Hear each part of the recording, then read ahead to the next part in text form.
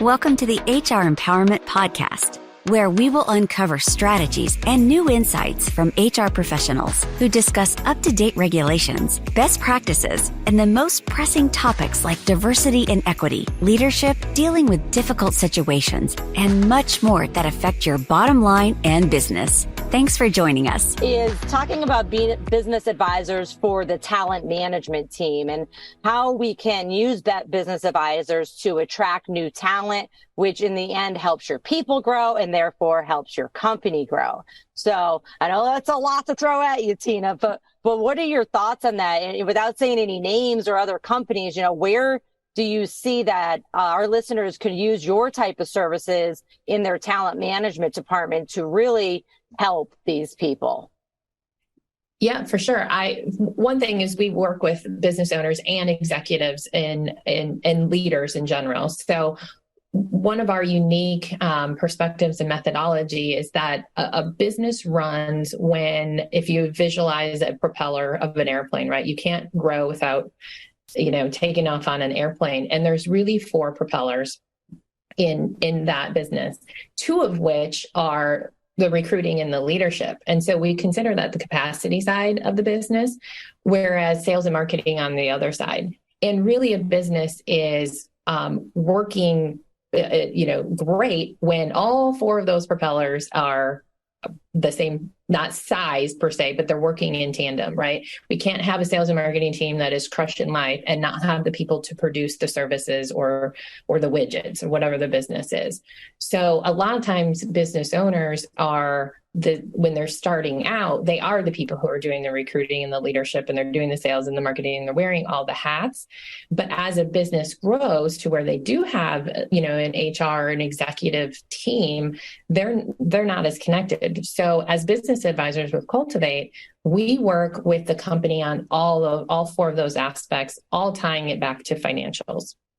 So when, we're working with leaders on the sales side, the marketing side, and then also the recruiting and leadership side.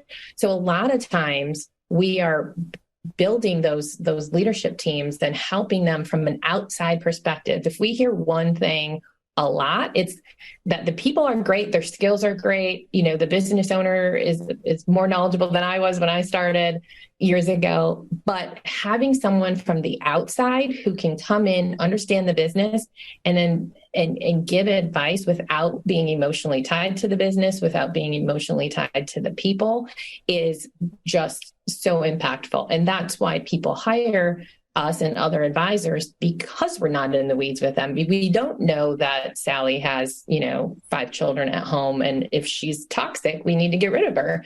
And right. We can help make those decisions. And we tie a lot of those things back to the financials. And, having someone who isn't right on the team is costing the company money, which ultimately helps the business, when we look at all of those components together. So it's huge to tie all those pieces together. I love everything you just said. And I love the fact that you're, tying all of the people to the finances. That was the biggest thing that I struggled with from HR, because I'm not a numbers person. I've become one, right? I've had no choice, but I really struggled there for a very long time as an HR person going like, okay, how do these numbers matter? But I was fortunate to, at that point in my career, have amazing leaders around me that sat with me and explained what these numbers were, that, the CFO and everybody's looking at all these reports and I'm like, I have no clue what these mean. And ironically, now I teach that, through Aurora as well. And so it's come full circle, but that is just so amazing that you have those 2 skills and we're able to pair them together. I believe JC has some statistics for us that he wants to share. I did have some basic things here, probably not too much of interest, but let's find out. There's currently over 85,299 business advisors working in the United States, and women make up 36.1% of all business advisors, while men make up 63.9%. And according to the Bureau of Labor Statistics, employment of management analysts, that includes business advisors, is expected to grow 11% between 2020 and 2030. And that's much faster than the national average. So when you're thinking about specialized expertise, focus and accountability, improved decision-making, and a fresh perspective, you might just have to give Tina or someone like her a call. Absolutely. With that said, Tina, I think you wear quite a few hats. Don't you have a lot of things going on right now in your line of work? I do, but I would not have it any other way. I get bored easily. So I realized that probably my second year of being a business owner myself, I would always do things that created more challenge. I like solving problems. I like, having challenges to unwind. So business advisor, I'm the director of finance for Cultivate. I have my own podcast, which is for women that are in growth mode and entrepreneurs. So, and 2 kids, all the things. And how can we find your podcast? It is womenchoosinggrowth.com. Or you can also just email me at tina@womenchoosinggrowth.com. Okay. And I looked at your LinkedIn profile earlier, and that's when I was like, whoa, she's got like 7 hats she's wearing right now. And I love it. I'm very much like that. I wouldn't have it any other way. Some days I'm like, whoa, flow it over. And then I'm like, okay, I've got it back together again. Yeah. Who am I right now? Yeah. I pulled some information earlier, and one thing that I pulled from where you do some advising is that external advisors can help employees become more confident and secure, leading to improved overall being, which means, hey, less healthcare costs, and they might actually come back to work the next day, job satisfaction and productivity at work.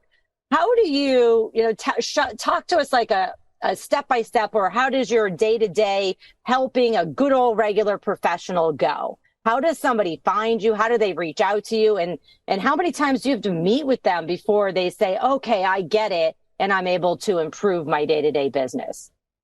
Yeah. So really what we do as a company with Cultivate is we do a free assessment. It takes 2 hours at minimum, where we're really diving into either if we're working with the business owner or the business owner and the executive team, or just an executive. We have plenty of those where we're working with those leaders because they want to improve and ultimately help the entire business and themselves personally. So it really comes down to an assessment of like, what are the goals? Where are you at? Where are you thriving, and where are the areas of challenge? And then creating a plan together because everyone is different. There is one of the things we pride ourselves on, and even me personally as an advisor, it's not cookie cutter. It's not a program where, everyone goes through these 12 steps. It is really, where are you at and where do you want to improve on? And then there's plans and actionable items to get that leader to where they want to be. Awesome. Thank you for that. For everyone who's listening, just a reminder that she does have a podcast called Women Choosing Growth. So check that out. Thanks for listening to episode 2 of our 5-part series, helping all professionals through the use of business advisors. In our next episode, episode 3, we're going to cover business advisors for leadership. Thanks for joining us. Thank you for that. For everyone who's listening, just a reminder that she does have a podcast called Women Choosing Growth. So check that out. Thanks for listening to episode 2 of our 5-part series, helping all professionals through the use of business advisors. In our next episode, episode 3, we're going to cover business advisors for leadership. Thanks for joining us. Thank you for joining the HR Empowerment Podcast, brought to you by Aurora Training Advantage. We hope you've gained new insight and strategies to navigate the HR profession. We look forward to you joining us again on the HR Empowerment Podcast.